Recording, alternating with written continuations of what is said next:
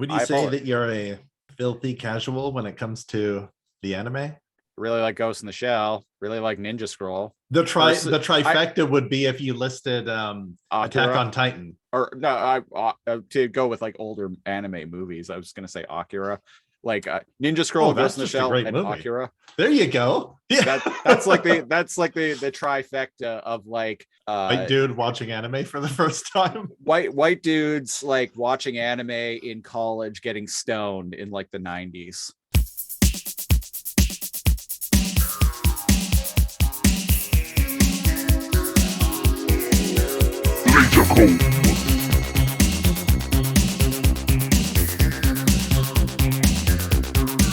Greetings, God tongues. Welcome to episode 24 of the Laser Comb Podcast, the weekly show where we comb through random episodes of classic TV shows with a fine-tooth laser. I'm The Siege, one of your hosts. And I'm NeoCal, your other host. And this week on the Laser Comb Podcast, we are talking about we're talking about Food Wars, the third plate, specifically, the third season. It is the 50th episode overall of Food Wars and the 13th episode of the third season, as I mentioned, titled The Third Plate. This was chosen by Twitter poll. I put up a Twitter poll, I guess a few weeks ago now, because we missed last week. But I put up a Twitter poll, threw a few choices on there. Food Wars ended up winning, and I'm kind of glad because Food Wars was the one that I was least familiar with. I had seen, I think, the first 2 or 3 episodes of this on Netflix. Thought it was really funny. Oh, I didn't realize you had barely watched it. Oh, I barely watched it. Yeah, I thought it was really funny, and I was the other choices were like I chose like Gurren Lagann and Ghost in the Shell Standalone Complex and Welcome to the NHK.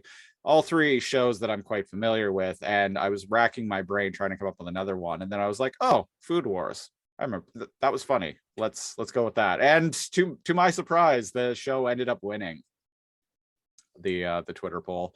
So Food Wars tells the just to talk a little bit about the show in broad strokes before we get into Shokugeki no Soma is about a young man that goes to a prestigious Japanese cooking school. Yeah, he goes there because he grew up, he was raised in a restaurant owned by his father, who is like some kind of master chef, and his father gets a job that takes him around the world, so he has to close the shop down. And so the kid, whatever his name is, there's going to be in this episode in particular, Soma Yukihira. Soma, okay, Soma, yeah. That I can remember. There's going to be a lot of me making up names for characters in this show, because at least Soma's easy to remember, because in the Japanese, Shokugeki no Soma, which I think is just, again, my levels of weeb are minimum, but it's just like Food Wars with Soma. They are probably your weeb levels are undoubtedly higher than mine. Perhaps, yeah. I've been on record saying I'm not a big anime person. I'm a very casual anime person, and in fact, I don't like most anime. This is Anime Month on the Laser Comb Podcast. It's anime. That's why we talk about anime, folks. That's why we're talking about anime. Now to get into the fact that this is Anime Month, so this is February of 2022. The first week was kind of February was kind of a holdover from our January themed Patreon month. Mm-hmm. Then the second week of February, we did Space Dandy, Cal's choice. Really fun show though. Last week we ended up missing because I had some life stuff going on. Nothing serious. I just couldn't get it together. I had automobile issues, if you will. That's a inside joke. Should avoid using those on air, but it's a reference to some behind the scenes stuff involving a former co-host of another podcast that me and Cal do, who always seem to blame being late or not For showing someone up. who said that you're not going to use that, you just explained it in grueling detail. Yeah, I might as well just mention it. So one of our old co-hosts would frequently blame being late or not showing up to record on car troubles. So his legacy has been that we frequently make jokes about having car troubles when we're running behind. Mhm. Anyway, But it's out of love. Yeah. yeah. But anyway, so we weren't able to record last week. It was totally my fault. But we're here again this week, and it is now the last week of February, and we're not going to be recording next week because again have life stuff going on. How dare you? But unlike last week, that's actually planned. So we're going to be talking about anime all the way until the end of March. Deal with it. Yeah. So we're going to stretch anime because anime month is only going to end up being 2 episodes of the podcast. We're going to be stretching anime month all the way into March. So it's probably going to end up being 5 in total, 5 episodes of the podcast in total. And then, dear listeners, in April, we have something. April is a 5 Friday month. How dare you? We have something. Subject me to this. I have something very near and dear to me that I'm very excited about. And Cal has been gracious enough to go along with it, which I sincerely appreciate. April, we're going to be talking. We're dubbing April Star Trunk month. That's right. Gather your kyber crystals, people, and set your phasers to stunning. Set your phasers to stunning, because we got the force to reckon with, and by dang it, the Alliance ain't gonna stop us from keep on flying, etc. So in April, we're going to be doing in the month of April, we're going to be doing a random episode of Star Trek the original series, then Star Trek the Next Generation, and then Deep Space Nine, and then Voyager, and then Star Trunk Enterprise. Okay. Yeah, I'm fine with that. The 5 series that are for the longest time the only 5 Star Trek series, not counting the animated series. Now there's how many Star Trek shows are going right now? There's Discovery, there's Picard, there's Lower Decks, there's Prodigy, which is a children's I have cartoon. no idea what you're talking about. Currently running Star Trek shows. None of them are particularly good. Okay, that's why I haven't heard of them. And Star Trek Strange New Worlds is starting up. So that's 5 shows that are going to be running currently. But because they're currently running, we're not going to be talking about them. So in the month of April, we're just going to be talking about the 5 OGs. Deep Space Nine? That was in there. I'm not a big fan of Deep Space Nine. Again, controversial opinion, but maybe I'll come around watching a random episode of it. Anyway, we're not watching Star Trunk today. No. Today, as I mentioned, we're talking about Food Wars. And the episode, as I mentioned, 50th episode overall, 13th episode of season 3. The name of the episode is Advancement Exam, which originally aired on April 9th, 2018.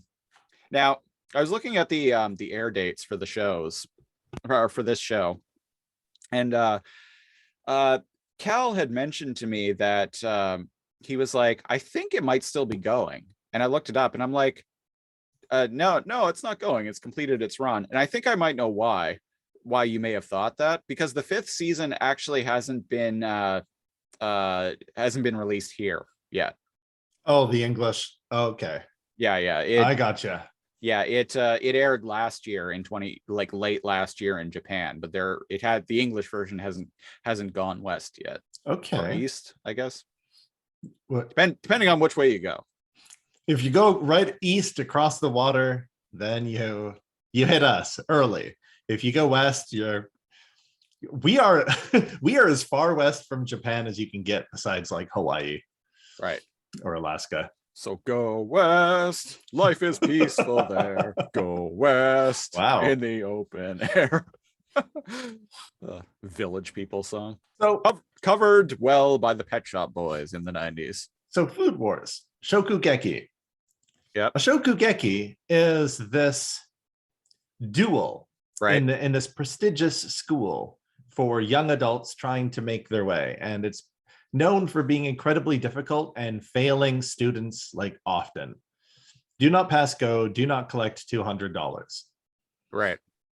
And I just want to point out that watching the intro for this show, I was already intrigued because there's and I have no context for it, and I still don't know what it's all about. Do I? But there's a shot of like two dudes locked in battle in a snowy mountain scenery with a giant fucking bear standing behind, like in the distance, like fucking like kaiju sized bear. Yeah. Immediately when I saw that, I took a picture of it and messaged it to Cal, and I'm like, okay, I'm already intrigued. The intro gives me pretty like hardcore Snowpiercer vibes for this season. I'm like, what? Snow? Why are they on a train? Did the opening animators just really like Snowpiercer? What's going on here? Or Train to Busan. Is that the zombie one? Yeah. That was bad.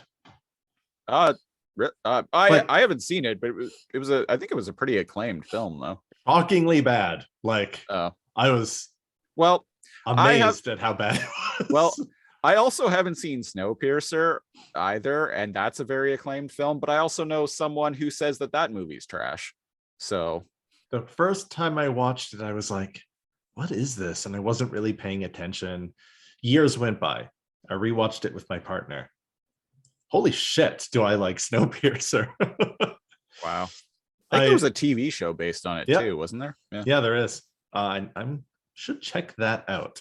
But outside of the weird Snowpiercer opening, when it gets canceled, we can talk about it on this show. There you go. When it gets inevitably canceled, we can cover it. Yeah. A shokugeki is when people duel each other by making a dish in a set amount of time or set parameters or limited ingredients or whatever. Okay, I've seen Iron Chef. You've seen Iron Chef, yeah. And so basically this is like high school for chefs. Like high school for iron chefs. Yeah. And there's lots of reasons and parameters you can set up a shokugeki in order to take over someone's club, in order to challenge somebody's like ruling on a previous like episode or something like that. And it's like big news bears. The consequences are supposed to be fairly big. We just don't get like to see that bear in the intro. Possibly even bigger. This episode, there is no shokugeki. There is no food wars. It's a slower episode, but so confession, I've watched almost all the way up to this episode. I have watched much of this show, and so I know very much what's going on. This is a very important episode for like backstory, but it's a boring episode to randomly check out. However, you said otherwise. I was gonna, you say that, but I found this quite entertaining when I watched it this morning. So, what's the gist of it? Central is this big takeover of the school. And the what's the dormitory called? Polar Star is their dorm. Yeah. And their friend Erina, the God Tongue, right? She has like special powers and she has a refined palate. You know what? Go for it. You mentioned God Tongue. Tell us. All right. So the episode opens up with like a bunch of students of this dorm, and there's like some kind of like they're watching TV and there's some kind of press conference, and immediately I'm confused because this really like short, like awkward, like nervous, like kid goes up to a podium and starts reading. But then it cuts to like what they're actually watching on TV, and it's this like tall, Ain't like kind of like suave and dashing looking guy delivering this like very like menacing message this to them. menacing there. That's the word. This menacing message to them. That's like, pack your shit, like losers. Like this is the new world order. Yeah, basically Yeah. this No, is you nailed it. Yeah. yeah. So And then when it cuts to the viewer, back when he's like, am I done yet? Am I done yet? Oh, geez, I was so nervous. I'm not cut out for this. And so that's the humor of the show. I was immediately confused. I'm like, where? So was what he was it him giving this press conference? Because I was so confused. He pulled it together. Damn it. And grew like a foot. Yeah. Grew like a foot. I never even noticed that, but now I am. Yeah. Grew a foot. Got a like much better hairstyle. Got a lot more confident. And so basically everybody at the Polar Star dormitory, which is where Soma is. Yeah. And like all the gang, and Erina, which is the new headmaster or the dean, let's say. That's the Dougler. No, she's a lot cooler than the she's Dougler. Cooler than the Dougler. But basically, Erina, the god tongue, she has grown up with immense privilege. She has a super tongue. She could like taste the subtle differences in food. And she's well renowned. And her father is now the fascist takeover de facto leader of the school. And she's hiding in these dorms. Yeah. Yep. So well, everyone's afraid. All the other students with Soma and Erina are afraid that they're going to be kicked out of the school because they're peasants. Yeah. And one of them is even like already like right almost immediately after this press conference ends, one of them is like already writing a letter to her parents saying basically that she sucks and she's coming home. Megumi. Megumi, the blue-haired kind of girl. She's best girl for me. I only mention it because Blondie, Erina, is that her name? Yeah. Mentions later on in the episode, tells Soma to tell her not to send that letter. So I thought it was worth mentioning because it kind of comes full circle. The episode calls back to it later on. So the gist of this episode here is that Blondie for Soma is like in his apartment in his dorm, and Erina goes to visit him for some reason. Yeah, it's nighttime. They're both wearing their pajamas, and she's like, "Hey." So she comes to visit him for a booty call. It's kind of what I presumed. Not a fan of anime, I'll have you know. It takes at least 5 seasons before you hold someone's hand. My friend. But a lot of this is flashback. Yeah. Of her opening up to him. Yeah, so she comes like very weirdly, like her demeanor, like she's very like seems kind of meek, and she explains to him that she has the god tongue, which always cracks me up. And I'm like, I bet you do. Well, the character is usually very tsundere, right? Very like standoffish. Like it's not like I like you or anything, Baka. There's an example for you, right? Where she's very standoffish, refuses to admit that he's a good chef. And her senpai was Soma's dad. Like the older dude that she had a crush on like growing up is this guy's dad. So we find out, so she starts explaining giving Soma her backstory. And she was a very privileged child, and her father was kind of tyrannical.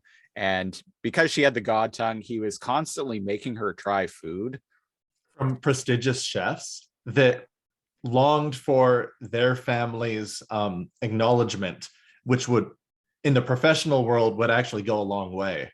Right. So they like kind of sucked up / paid for these tasting events, even when she was a little kid. Yeah. And her dad's a fucking douche. Yeah. today I learned it's possible to abuse your children with by making them eat. Like, wow. Yeah. As someone who grew up poor and starving half the time, being abused with food is such a wild concept to me. And at first you're like, That's I should clarify. I grew up immensely poor. I didn't really go hungry. We were always at like food banks and stuff. Like, I'll give my mom hey credit man, for. we always had Ichiban and craft dinner. Exactly. Yeah, we always had mac and cheese. We always had like hot dogs. We always had like ragu, pasta sauce, and chicken tonight. Chicken tonight. Yeah. Yeah, I know feel that like chicken tonight. Well, vegan chicken anyway. There you go. And she had a cousin. She talks about Alice.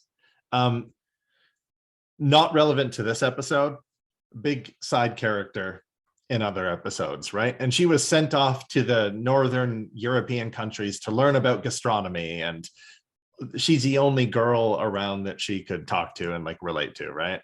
Right.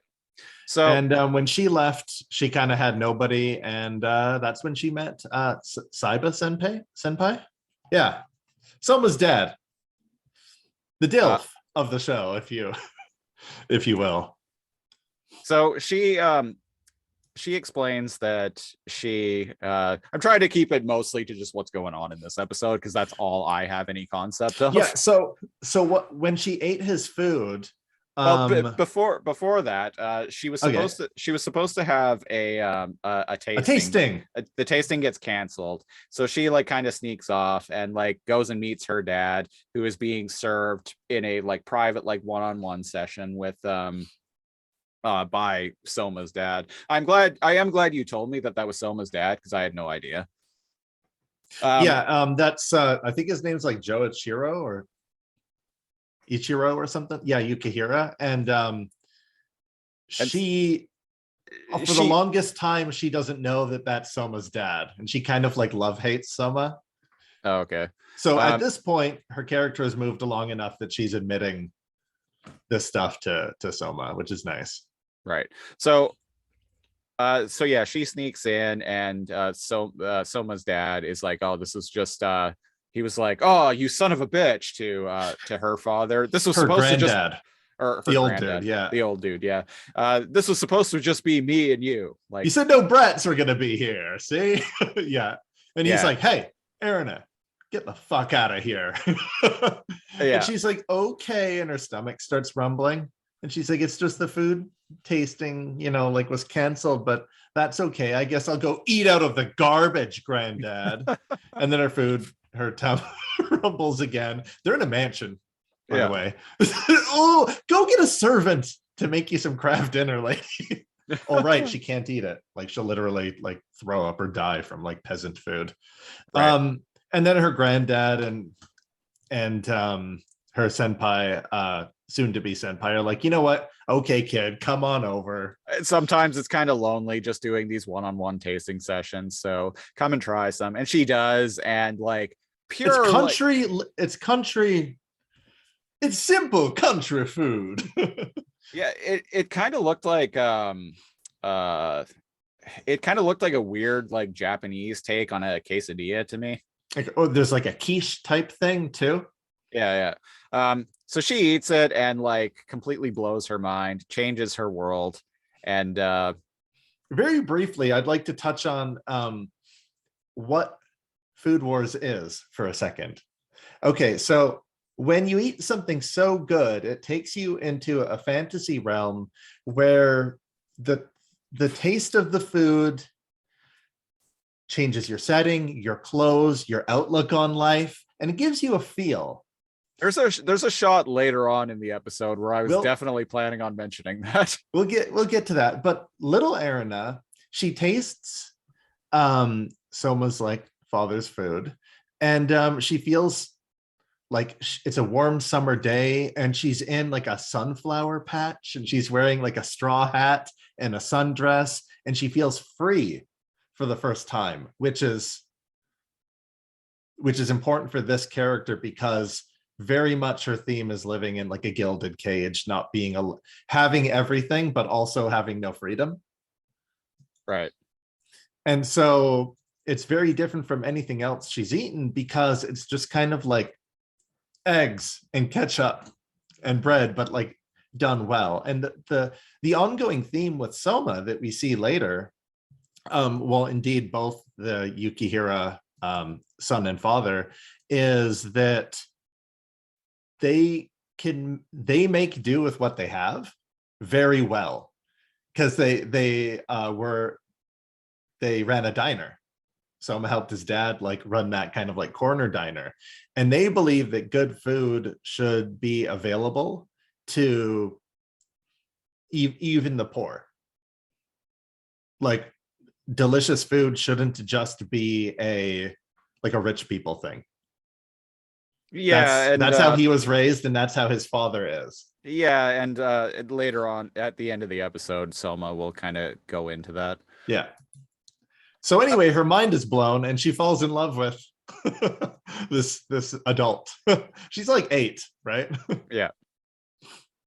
And for the first time ever, she's having fun eating instead of feeling like she's forced to rate something. She's just allowed to enjoy herself.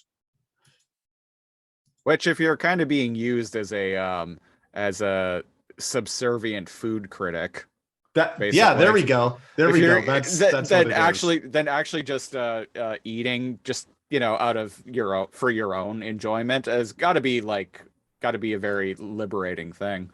And it always cuts to shadowy little like stills of her father being like, anything that I don't acknowledge as supreme cuisine is a failure. Yeah. And when that happened too, I'm like, okay, so she's the one with the god tongue here, but I'm also like, then why don't you just fucking like eat the stuff and grade it? Like, you're the one making the decisions anyway. Like, You piece of shit. What does she have to do with any of this? Yeah, and her father kind of got more and more strict as she became older and more abusive. Yeah. Yeah, father's education. So Soma decides that he is going to prepare her a meal, and he is going to basically knock her socks off and her god tongue all and over, possibly like, some clothes right out of her mouth. With this knock meal. her god tongue right out of her mouth. And he's like, hey, maybe I'll jostle your memory about that time from your past and like with my dad by cooking you up some food. And she's like, now, here, at this time of day, at this part of the country, localized entirely in your bedroom. Yeah. And he's like, right sure. Here. Yeah. Yeah, it cracks me up that there are a few times, like, she, and I think also because the rest of the dorm is like eavesdropping. Sorry, this is a really old dorm. Instead of telephones and intercoms and stuff like that, I guess they have brass pipes that you can. That is an old hotel thing. Yes, from and like a century ago.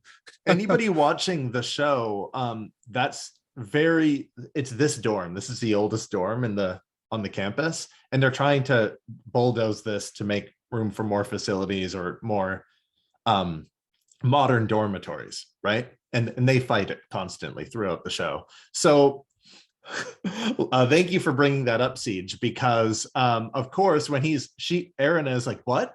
Right here? Like in your bedroom right now? Of course, everyone else in the dorm is in like the lobby or the living room. You just said hotel, and I switched to hotel speak. They're in the lobby or the living room, and they're of course listening through these brass little like tubes, and they're like, huh, what's going on there? And they all like huddle around and get in a little gossip circle. The show is shamelessly perverted and about its innuendo. It's fan service. Yeah, there was a few times where characters remark like, oh, food right here, right now. Made me laugh. So to make a long story short, he makes a rice bowl with with a tempura egg, Egg. a tempura egg, which that's not something I've ever heard of. Like basically like a hard boiled egg that's been battered and deep fried in tempura. But Um, it's not hard boiled. well, yeah, I know. Oh, okay. Um, but that sounds fucking delicious to me. And when I was Right? watching it, I kind of, this kind of almost reminds me of a Scotch egg. if you watch this show, boy oh boy, are you going to be hungry? It is food porn and PG-13 hentai combined. So he makes up this meal, and the others that are eavesdropping are like, "Oh no, she can't eat it. We saw him the other day at the grocery store buying discount eggs. She And can only, she is a refined palate. yeah, she can She only." could. Go ahead. She can only. Oh, I was just gonna say she can only handle the most fresh and expensive and like organic and like high quality ingredients. Like In this fact, she could die yeah. if she has peasant food. And she has a like a gopher. She has a fangirl. She has like a an assistant who's always like, oh, where is she? Oh, where she could she be? Oh my god, she's gonna die. Like who's always doting on her. And she's in the dorm too. And she's kind of freaking out because she's like, oh my god, like she's gonna eat like diner food. How dare she? Yeah. This could be the end. This could be the end of her and all she stands for. So But she tries it. She tries it, she eats it. She figures out right away by tasting it that it is peasant eggs. But he explains why he uses peasant eggs because the eggs have to be frozen in order because like she was wondering because so the egg is like it's tempura, so it's deep fried, but the yolk is still soft on the inside. And How did this everybody's like, how? But how? but how? He is he is the one. And he sees through the matrix, and like you were revealing, she's like, well, why is this so rich? And how is like the yolk kind of like runny? Like, what's up, homie? So you take so he mentions that you freeze the eggs and then like crack the shell off of them and then wrap them in tempura and then deep fry them, so the yolk, because it's frozen, it doesn't hard boil right away. Yeah, so when you dip it in like the tempura batter, yeah, and then fry it, it's not a raw egg, but it's not hard boiled, so you still get the runny yolk and the outside like cooks. And it sounds fucking great. It does sound fucking great. And apparently apparently cheap eggs like do this better, like they freeze better. Well, what it is Soma reveals that if he had used expensive eggs, usually the more expensive the egg, the more rich the taste is. Can confirm. I only use free range eggs myself. I use whatever is cheapest. I can immediately tell you upon the feel of the shell cracking and the color. Like you could blindfold me and I could tell you if an egg is a cheap ass egg, if it's free run, or if it's free range. Like anybody can like challenge me like on that. And then the color of the yolk, I can tell from that too. So what you're saying is you have the god tongue. Actually, if I had a nickname on the show, my partner has given me this nickname. I would be the Tamago Kid. Tamago being Japanese for egg. Oh, well, and there you go. I cook eggs in almost everything.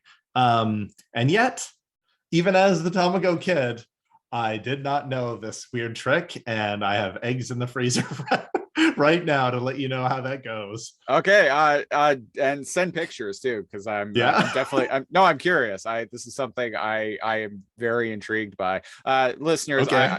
like I mentioned, these kind of remind me of Scotch eggs, which I love. I'm not eating meat right now in my life at this point in my life, but I do still eat eggs. Oh, okay. So not so full vegan. So not full vegan. I'm just no meat, no dairy. And even dairy, I'm kind of flexible on. It's more like I just try to avoid it when possible. Dairy's barely good for people anyway. But so, and like I said, this kind of reminds me a bit of Scotch eggs. So this would be something that I could definitely that I would definitely be into. So I'm very intrigued. And you know who else is really into it? Erina? She is so into it. And into it is, here we go, folks. This is quintessential Food Wars. This is when I knew that I was really having a good time. So like you mentioned, when you eat in the show, when you eat something that's so good, you basically like travel to another dimension. Yep. And in this dimension is greeted by a bunch of little chickens dancing with Soma's head on them. Yeah, she finds herself surrounded by eggs that hatch, and these little chicks are annoying little Soma chicks. They still have beaks. Yep. It's his face and hair. Yep. on these little chicken bodies. And they attack her. Her clothes completely come off. It is going to be the artwork for this episode. So I mean, I took a picture of it earlier and posted it in the Lasercomb Discord, and I was like, wow, lol. I already found the show art for this episode. The better your food is, the harder your PG-13 orgasm. Right down to these little Soma chicks, like straight up, some of them are biting her nipples. They're blocking strategic censorship. There we go, folks. I got there. Dude, the ones that are blocking the view of her tits, like they look like they're chowing down on them nips. And meanwhile, while this is happening, it keeps cutting to Soma explaining all of his tricks. And if he used more expensive eggs, they would have been too rich and overwhelming. Yeah. But because he used cheap eggs, the yolk becomes more rich because it's frozen and then dipped in and then fried, right? Yeah. So it's all perfect, not too rich. And he's explaining all of this in detail, but in the shadow realm, yeah, he's coming her clothes off. and he mentions that I just heard a weird sound and I don't know what it is. It's something it's a sound my computer made because it came through through my headphones. It's possessed. It was a sound that I've never heard before. Anyway, sorry listeners. Just making sure something's not on fire. Yeah. Soma mentions that this is his way of getting back at her now, because apparently the first time she tried his food, she told him that it was revolting. And so very early on, he made an egg and rice dish for her. Right. And she lied and said it was revolting and like ran off. There were no consequences like for it or whatever, but right. This is revenge. So that's why this episode is important to the plot, because what ends up happening here is, so there you have it. And then as she's kind of like trying to resist, this is a meme on the show. This is a recurring theme. Somebody that like doesn't want to admit that what they're eating is good, eventually they give in and just like scarf it all down. And that's what happens to Erina here. Recurring bit on the show. Yeah. And he's like, oh, so what do you think? Is it good? And she doesn't give him an answer, which I find funny. I found this really funny because she's all like, I've made my decision. And she stands up and he's like, oh, hey, you didn't say if you liked it or not. She's like, follow me and gather all your people tomorrow at like 7 a.m. And she like opens his door and he's all like, lady, did you like it? And she's all like, I have a speech to give, blah, blah, blah. And he's like, but wait, you didn't say if you liked it or not. Or not. And this is where she's like, and tell blah blah not to send that letter she was writing. Oh, yeah, that's right. Yeah. And she's like, tell Megumi to not send that letter home. Yeah, yeah. But wait. And so it's the tsundere thing where she's like, she'll never tell him that she actually likes his food, but she didn't lie and say it was disgusting. Yeah, I found it funny. So I liked it. She ends up giving this this speech on like the front steps of the dorm. All the kids are outside. It's a really weird speech. Yeah. And the speech, the gist of it from what I remember is like, listen here, you maggots. Listen here, you pieces of shit. You all fucking suck.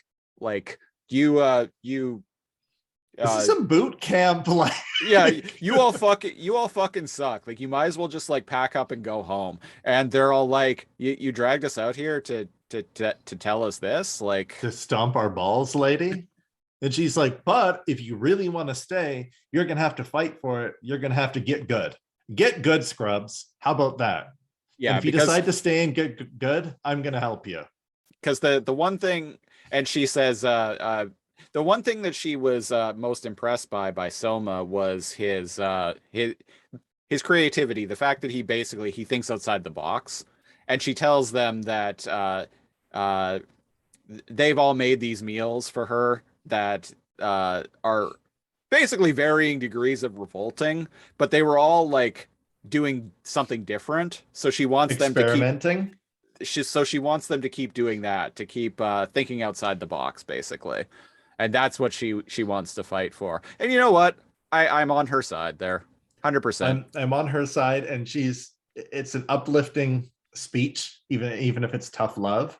And I dig that because like just like his dad, Soma's thing, he used to get in competitions with his dad where they would just use leftovers and try to make the most revolting thing ever.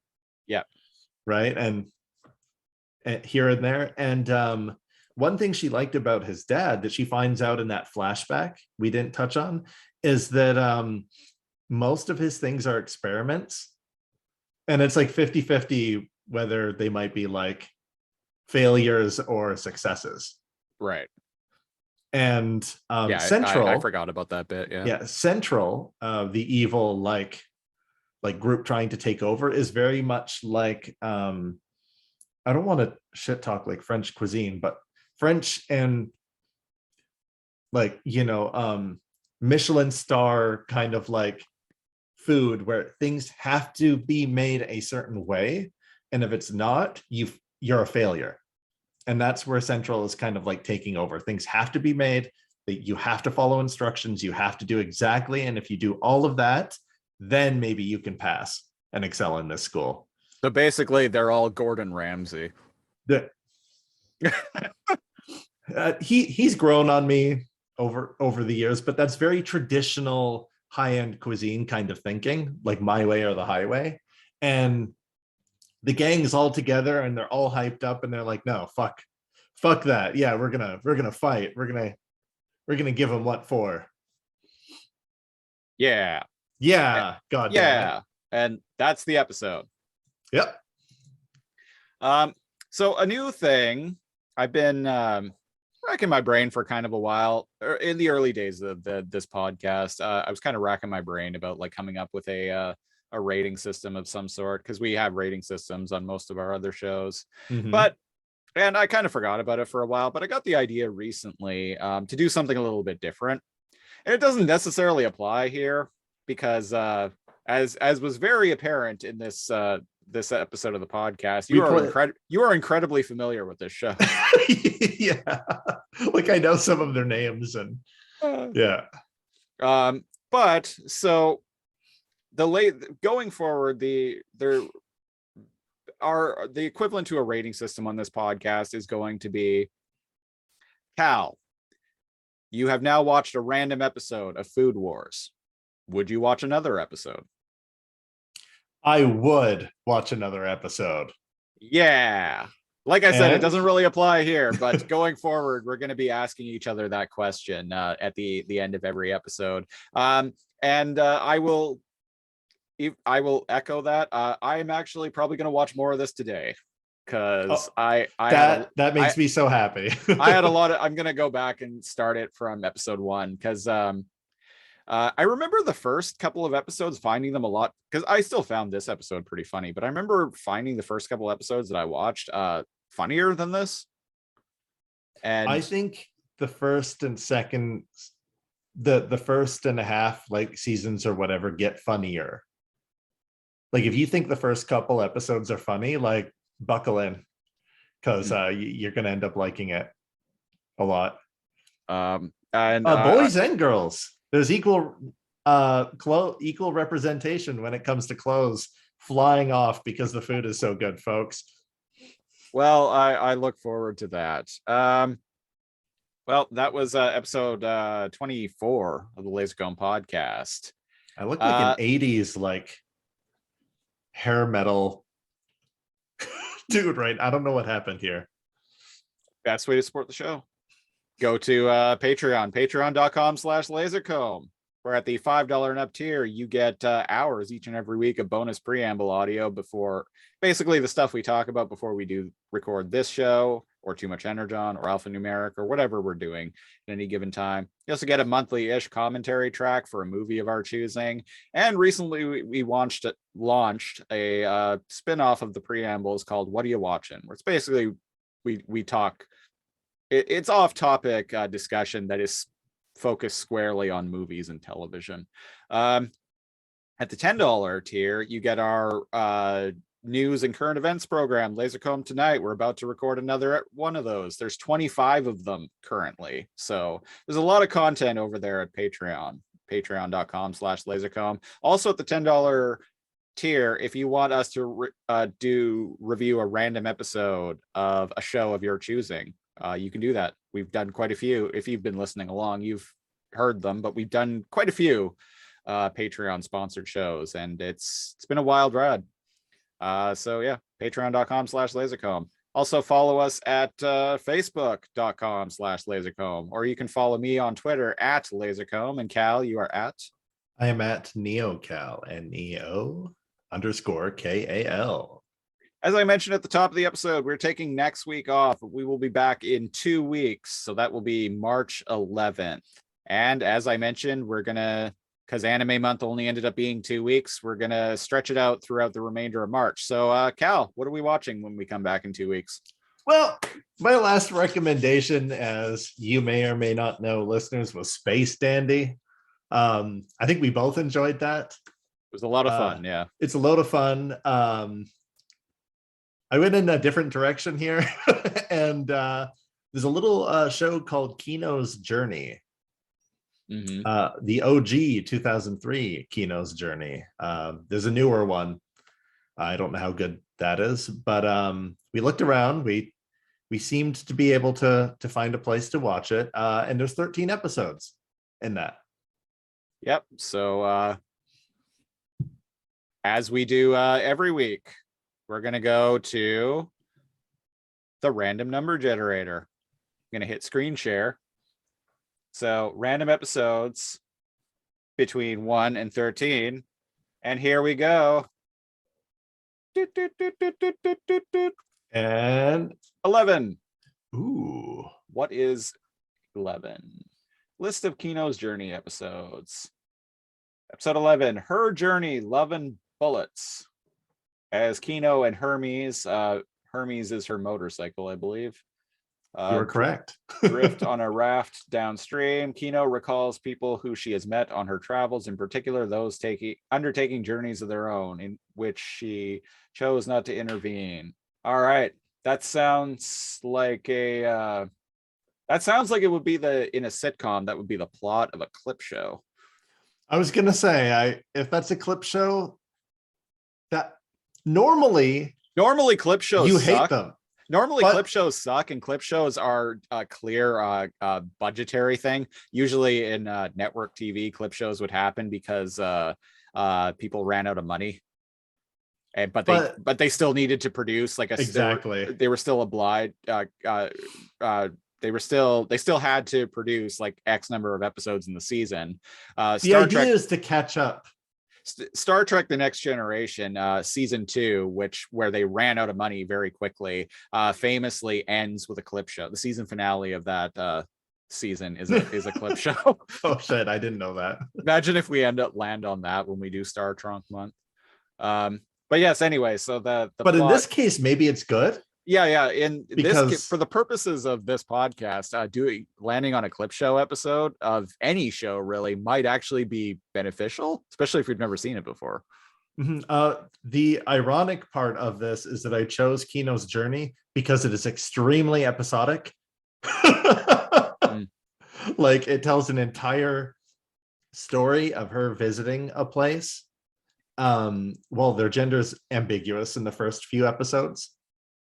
Okay. And then it's kind of revealed at like episode 4 or 3 or 5 or something like that. But well, by episode 11, we will know. yeah, and I chose it because they're all standalone. So it's funny we get kind of like the little like story recap like episode. But I'm looking forward to it. I was a big fan of this show, and yep, it's a little less wacky, less happy. Yeah, I Possibly scarring. I get the impression that the show might have something of a morose tone, which is a tone that I tend to enjoy. I also enjoy like balls to the wall zaniness too, but I tend to also really like TV and movies that are kind of somber and morose. If I didn't know that we could both like we like both ends of those spectrum, I definitely wouldn't have shown it. But I was like, I'm gonna take a chance. All right, I'm gonna take a chance and expose Siege to Kino's journey. So all right, buckle up. We'll be checking that out in 2 weeks. And until then, I have been the Siege, one of your hosts. I'm your other host, NeoCal. Thanks for listening. We'll catch you next time. Take a trip to another dimension.